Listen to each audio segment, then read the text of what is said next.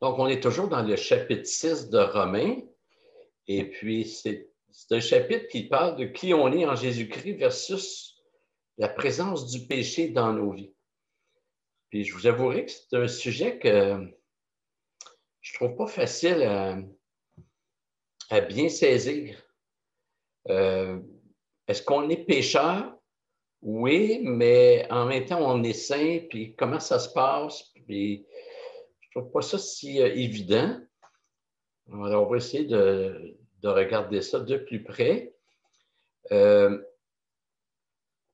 Donc, en ce qui concerne notre position en Jésus-Christ, notre condition spirituelle, je vous rappelle quelques affirmations de Paul dans ces versets.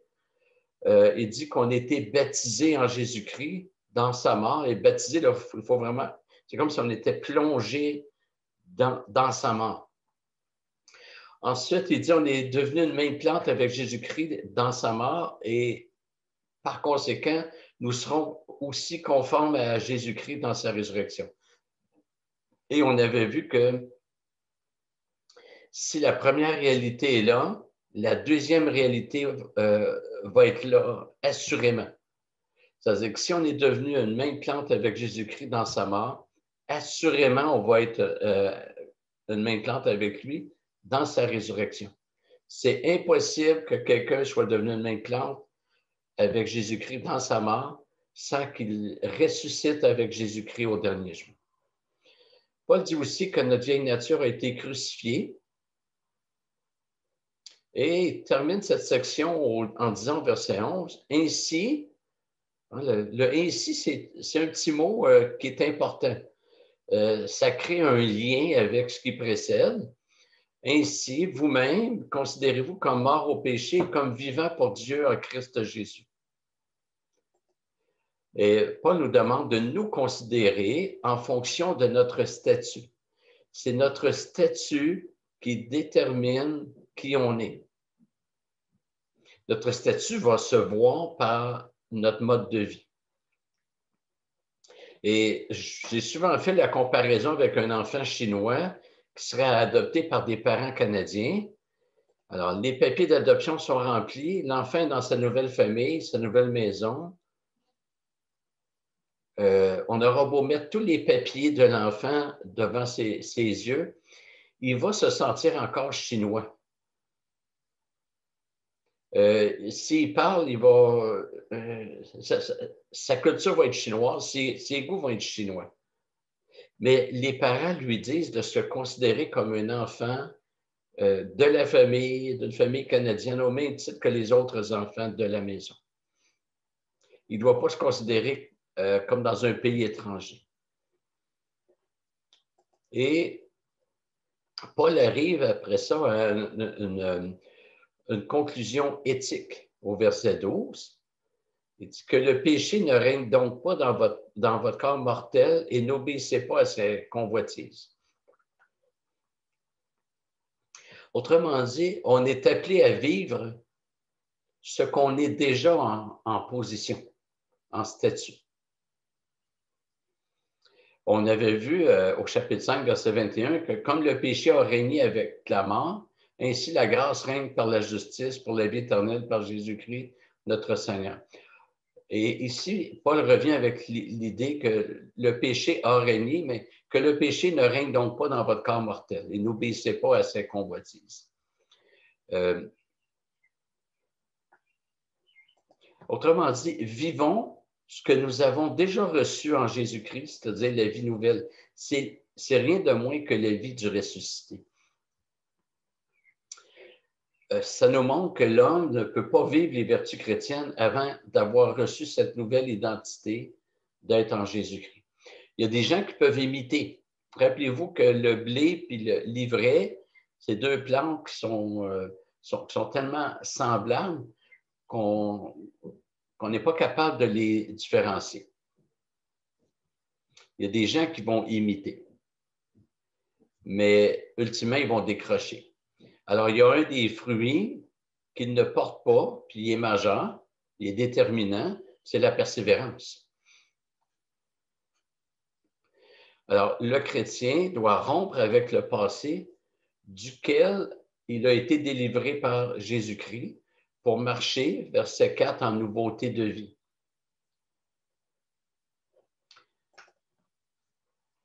Saint Augustin disait, je pense que je vais le répéter après parce que il dit, avant la chute, l'homme pouvait pécher. Effectivement, Adam et Ève pouvaient pécher, ils ont péché. Après la chute, l'homme ne pouvait pas ne pas pécher. Un homme qui a la nature pécheresse ne peut pas faire autrement que pécher. Il agit en fonction de sa nature. Pour nous, en tant que chrétiens, présentement, on peut ne pas pécher. On peut éviter de pécher. On a reçu la puissance. Et finalement, quand le chrétien sera glorifié, il ne pourra plus pécher.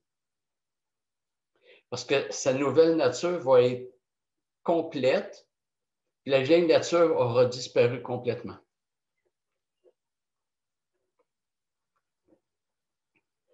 Mais on demeure vulnérable face au péché. On a encore des tentations. C'est pour ça que des exhortations. Si le chrétien ne pouvait pas pécher,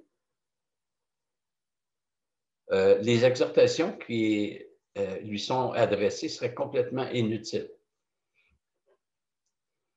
Vous remarquerez au passage que l'élément déclencheur du péché n'est ni Satan ni les démons, ce sont nos convoitises qui nous entraînent. Verset 12. Combien de fois j'ai entendu des chrétiens dire j'ai péché, mais Satan est puissant, etc. Oui, c'est vrai que Satan est puissant, mais celui qui habite en nous est encore plus puissant. Et Jacques 1,14 dit, mais chacun est tenté parce que sa propre convoitise l'attire et le séduit. Verset 13, ne livrez pas vos membres au péché. Donc là, Paul est vraiment dans une section éthique. Ne livrez pas vos membres au péché comme armes pour l'injustice, mais livrez-vous vous-même à Dieu comme des enfants revenus de la mort et offrez à Dieu vos membres comme armes pour la justice. Alors, ces exhortations soulèvent une question. Comment ce qui est vrai pour nous en Christ peut-il parfois être absent dans notre conduite? Comment on peut être saint, parce qu'on est en Jésus-Christ, peut cohabiter avec le fait qu'on pêche encore? Alors, la réponse est qu'on reçoit un statut, une position, mais ce statut reste à être accompli dans le temps.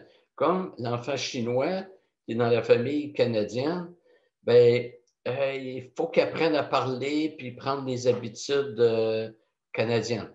C'est ça, ça va être progressif. Mais déjà, le statut est là. Alors, la foi, c'est quelque chose qui grandit. Donc, c'est progressif. La sanctification, c'est progressif. Mais je pense qu'un autre élément de réponse, c'est que Dieu veut toujours nous associer à ses œuvres.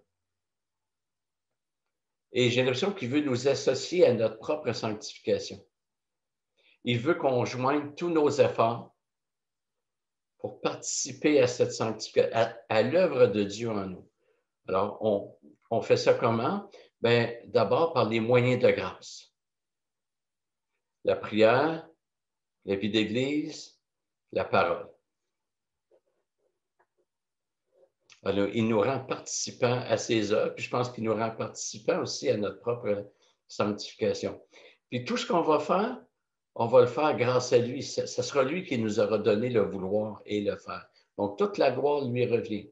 Alors, Dieu a trouvé une façon de nous rendre participants sans perdre sa gloire.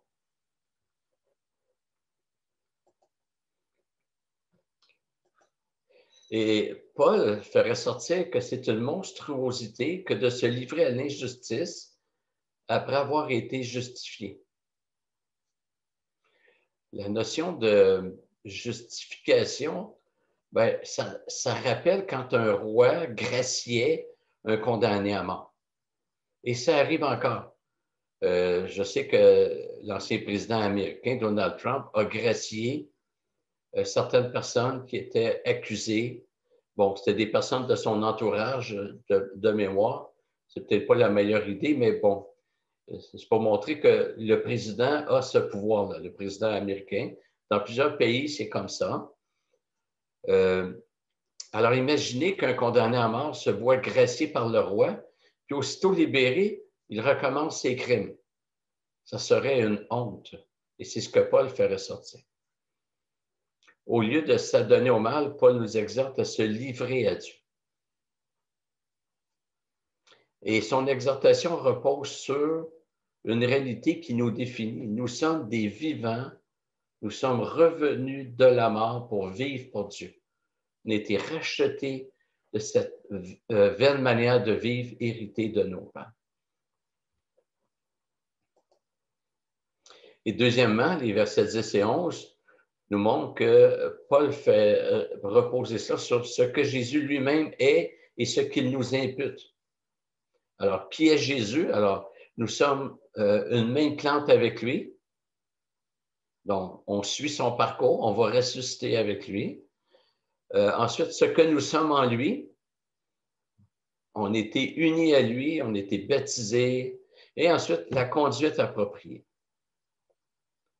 Alors, il ne peut pas y avoir une conduite appropriée qui ne repose pas sur qui est Jésus et sur qui nous sommes en lui.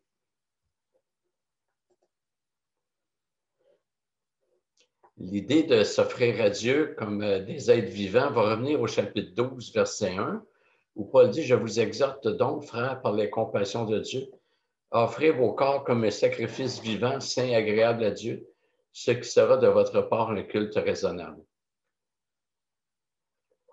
S'offrir, c'est un terme sacerdotal. C'est pratiquement synonyme de se sacrifier. C'est-à-dire, il y a toujours un renoncement. On ne peut pas s'offrir à Dieu sans concrétiser encore plus la mort à nous-mêmes. Verset 14, il dit, le péché ne dominera pas sur vous, car vous n'êtes pas sous la loi, mais sous la grâce. Vous voyez, encore un point éthique, le péché ne dominera pas sur vous, et ça, il fait reposer ça sur notre statut, car vous n'êtes pas sous la loi, mais sous la grâce. Ce verset n'indique pas que le chrétien ne pêche plus. Les chapitres 6 et 7 nous convainquent de l'inverse, et en particulier le verset 7. Le chapitre 7 plutôt, le péché est une réalité étrangère à notre nouvelle nature, mais non moins présente. Ce que Paul dit au verset 14, c'est que le péché n'a plus l'emprise qu'il avait sur nous et qu'il a encore sur ceux qui sont en Adam. Le péché n'entraîne plus le croyant sous la condamnation. Et je vais lire Genèse 4, versets 6 et 7, que vous connaissez bien pour la plupart. L'Éternel dit à Caïn, « Pourquoi es-tu irrité? Pourquoi ton visage est-il abattu? Si tu agis bien, tu relèveras la tête, mais si tu n'agis pas bien, le péché est tapis à ta porte et ses désirs se portent vers toi, mais toi domines sur lui. » Hein, on vient de lire ce que Paul dit. Le péché ne domine pas sur vous, ou ne dominera pas sur vous. Et Dieu demande à Caïn, il dit à Caïn, toi domine sur le péché. Mais Dieu a exprimé à Caïn son exigence morale. Ça n'insinue pas que Caïn avait la capacité. Ce que Dieu demande ne reflète pas notre capacité. Ça reflète sa sainteté. Quand Dieu dit « Soyez saints, car je suis saint », moi, je ne suis pas capable d'être saint par moi-même. Mais c'est l'exigence de Dieu. Mais il va le faire chez les élus. Dieu dit à tous les hommes, repentez-vous. Mais pour les élus, il donne la repentance. Parce qu'il sait qu'on n'est pas capable par nous-mêmes de faire ce qu'il demande. Et la vie en Jésus-Christ nous rend aptes à accomplir ce que Caïn n'a pas pu accomplir parce qu'il était en Adam. Donc, pour ceux qui sont en Jésus-Christ, le péché a perdu son emprise puisque le chrétien n'est plus sous la loi. Ça ne signifie pas que la loi n'a plus rien à voir avec le chrétien, mais ce n'est pas notre sujet présentement.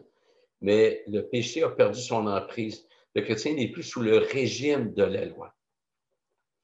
Alors, même si le péché exerce encore ses influences, même si nos convoitises se portent encore vers le mal, le péché ne règne plus sur nous ni en nous. Nous avons maintenant un autre Seigneur, un autre régnant, celui qui nous a rachetés. Alors, on n'est plus sous la loi qui nous condamnait, mais sous la grâce par laquelle nous sommes pardonnés de nos péchés passés, présents et futurs. Et cette grâce qui nous transforme. La grâce de Dieu n'est pas qu'une grâce qui pardonne, c'est une grâce qui sanctifie aussi. Si le chrétien pêche, il ne le fait plus comme avant lorsqu'il était inconverti. Je vous relis ce que je vous ai lu la semaine passée, citation du théologien John Stott. Le péché est incompatible avec la qualité d'enfant de Dieu. Ils peuvent parfois se rencontrer. Ils ne peuvent vivre ensemble dans l'harmonie. Et je prendrai l'image suivante. C'est comme si le non-régénéré était un quadrupède, il marche à quatre pattes, et le chrétien est un bipède, il marche debout. Le chrétien peut trébucher et se retrouver à quatre pattes, mais le chrétien va se relever, le Seigneur va le relever. Ce n'est pas son mode de vie. Alors que le non-chrétien passe sa vie comme un quadrupède. Il n'a aucun désir d'être relevé.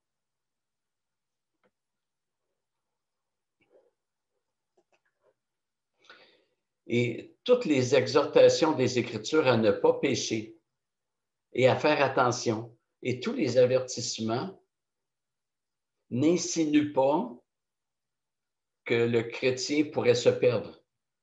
C'est plutôt un autre moyen que Dieu ajoute pour qu'on persévère.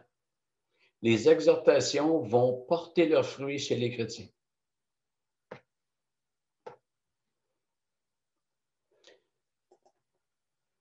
Et après avoir présenté l'œuvre de Jésus-Christ pour son peuple, Paul repose la même question qu'au verset 15. Il dit quoi donc? Pécherions-nous parce que nous ne sommes pas sous la loi, mais sous la grâce? Certes non.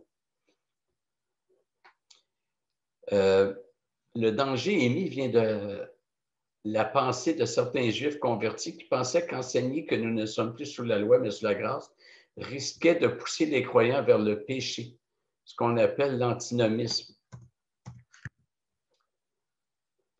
Et Paul rappelle qu'un homme a toujours un maître. C'est soit le péché, soit Jésus-Christ. Et si quelqu'un est libéré, dégagé de l'emprise du péché, ce n'est pas pour appartenir à personne et agir à sa guise, c'est pour appartenir à Dieu. Et le verset 16,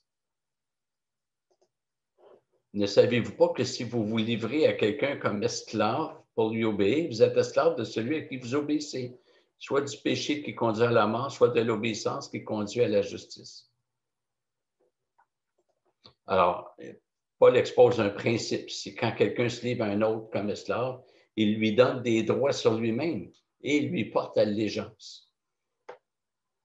Et l'homme, dans son péché, n'est pas victime de sa situation.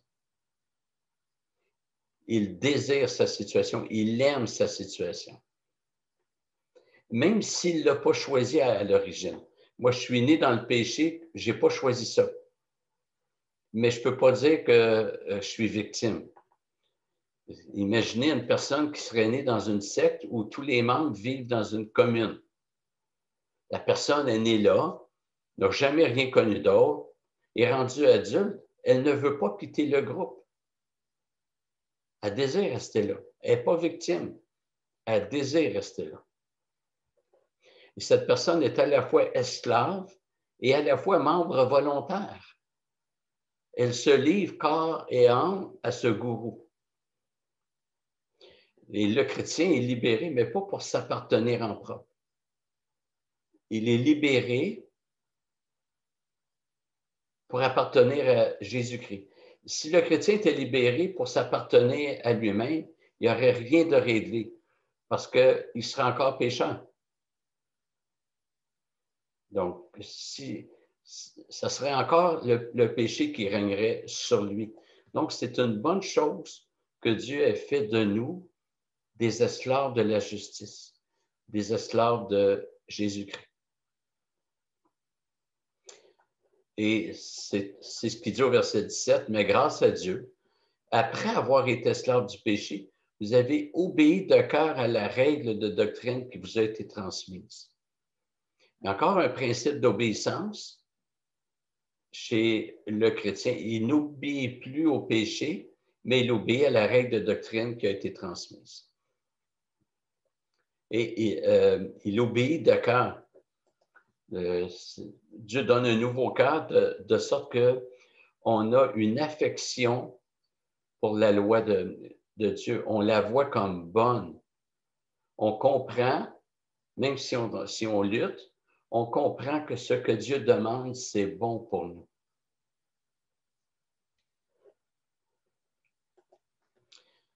Alors voilà, on va s'arrêter ici.